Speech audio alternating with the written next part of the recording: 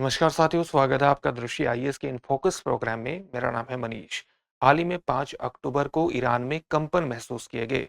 इसके बाद social media पर ये अटकलें लगाई गई कि ये कंपन वस्तुतः भूकंप के कारण नहीं थे, बल्कि ईरान द्वारा किए गए भूमि के नीचे परमाणु परीक्षण के कारण थे। सोशल मीडिया पर इन अटकलों की क्या वजह है और क्या पश्चिम एशिया में बढ़ता हुआ तनाव भूकंप और परमाणु परीक्षण के बीच के संबंधों को स्थापित कर रहा है? आज इसके संपूर्ण परिप्रेक्ष्य को इन फोकस के प्रोग्राम में समझने की कोशिश करेंगे।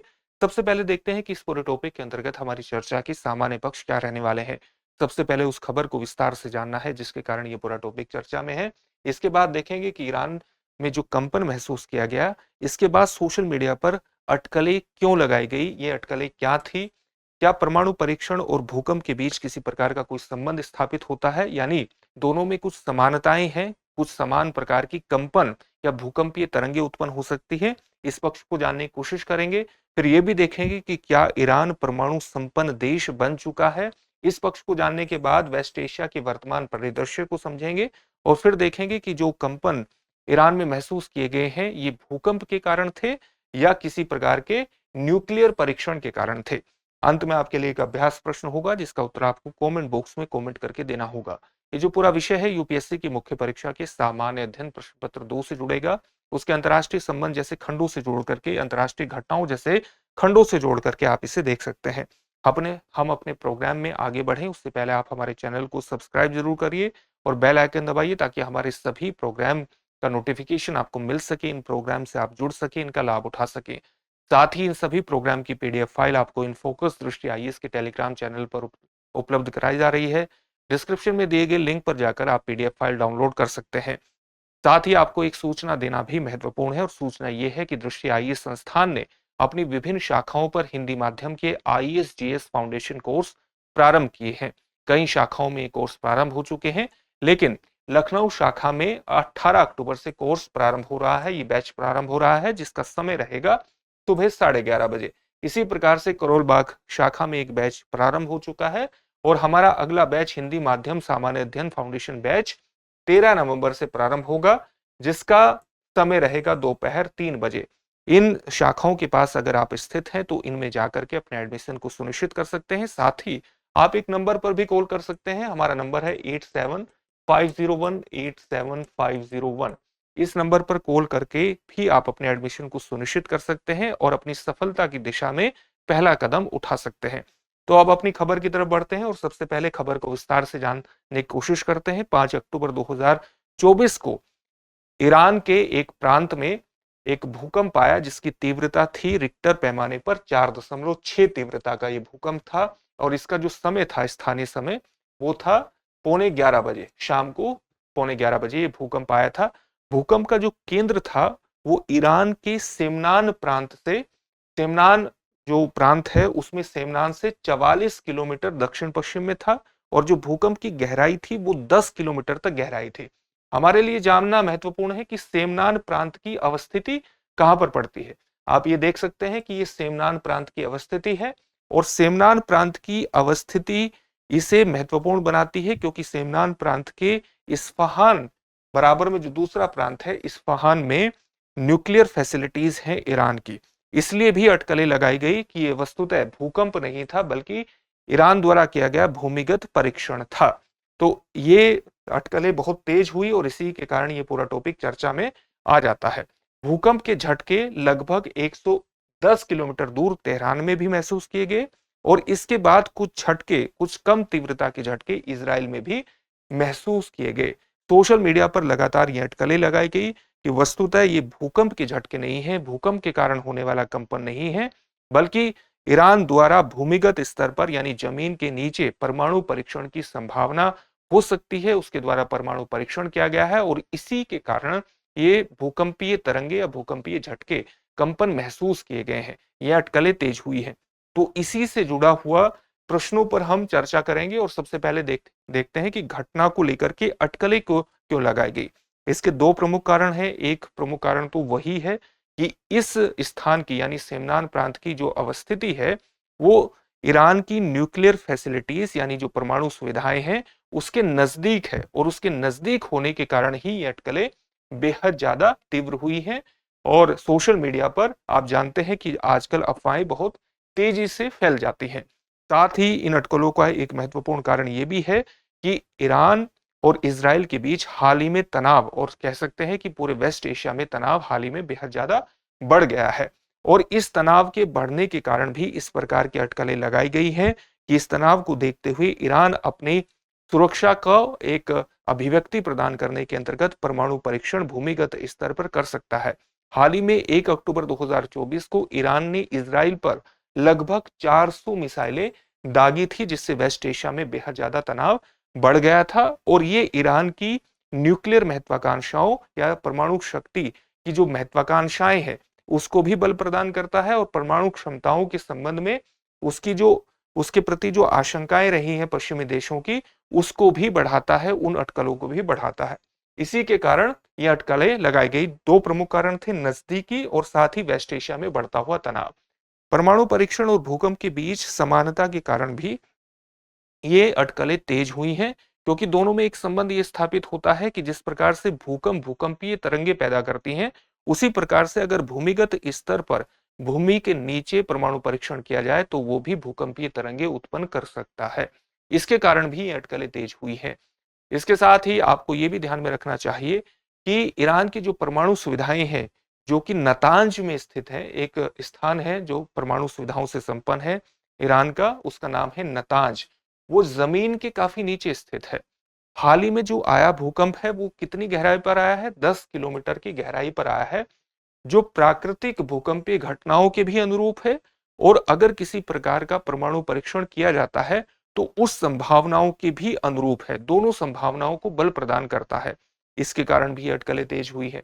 भूमिगत परीक्षणों में कुछ ना कुछ प्रकार की जटिलताएं भी रहती हैं, यानी अगर कोई देश भूमिगत परीक्षण करना चाहता है और वो भूमि पर किसी प्रकार का व्यवधान उत्पन्न नहीं करना चाहता तो इस तरह की स्थिति उत्पन्न करना बेहद जटिल होता है क्योंकि कोई भी देश अगर भूमिगत स्तर पर परीक्षण करेगा तो किसी न किसी स्तर पर जो धरातल है उस पर व्यवधान उत्पन्न होगा ही होगा। इस कारण से भी भूकंप और परमाणु परीक्षण के बीच एक संबंध स्थापित हो जाता है। जो भूकंप आया है, जो कंपन महसूस किया गया है यूरोपीय एजेंसी के अनुसार उसकी रिक्टर स्केल पर जो तीव्रता है वो 4.6 का परिणाम है। लेकिन इन सब समानताओं के बावजूद भी ये पक्के तौर पर नहीं कहा जा सकता कि जो कंपन महसूस किया गया है वो वस्तुतः परमाणु विस्फोट का ही संकेत देता है।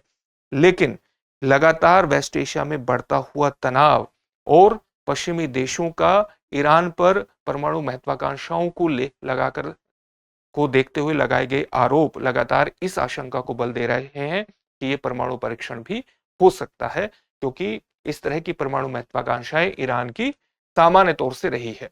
क्या ईरान परमाणु क्षमता संपन्न है? इस पक्ष को जानना भी महत्वपूर्ण है। ईरान के अगर परमाणु कार्यक्रम की हालिया स्थिति देखें तो वेस्ट यूरोप के साथ साथ अमेरिका उस पर उसके परमाणु कार्यक्रम को लेकर के लगातार आरोप लगाता रहा है और ईरान की जो परमाणु क्षमता है वो वैश्विक स्तर पर एक विवादास्पद मुद्दा बनी हुई है। हाल ही में दिसंबर 2023 में अमेरिका के अलावा उसके यूरोपीय सहयोगियों ने ईरान की आलोचना की थी। ईरान की आलोचना क्यों की थी? क्योंकि ईरान 60% एनरिच्ड यूरेनियम यानी संवर्धित यूरेनियम का उत्पादन बढ़ा रहा था और इस उत्पादन को बढ़ाने के अंतर्गत ही उसकी आलोचना अमेरिका और यूरोपीय सहयोगियों द्वारा की गई थी। अगर कोई देश एनरिच्ड यूरेनियम 90% एनरिच्ड यूरेनियम की क्षमता हासिल कर लेता है तो उसके बारे में माना जाता है कि वो परमाणु हथियार बनाने के नजदीक है, परमाणु हथियार बनाने की क्षमता रखता है। तो ये क्षमता कहां तक पहुंच गई है? 60% एनरिच्ड यूरेनियम तक पहुंच गई है। इसका मतलब क्या है? इसका मतलब यह है कि विशेषज्ञों का मानना है कि अगर ईरान चाहे तो केवल 1 हफ्ते के भीतर ही वो परमाणु हथियार बना सकता है और ऐसे परमाणु हथियार बना सकता है जो कि हथियार ग्रेड यूरेनियम यानी हथियार ग्रेड यूरेनियम का संवर्धन करने में सक्षम है। ऐसे परमाणु हथियार बना सकता है जो कि वॉरहेड के रूप में काम कर सकते हैं।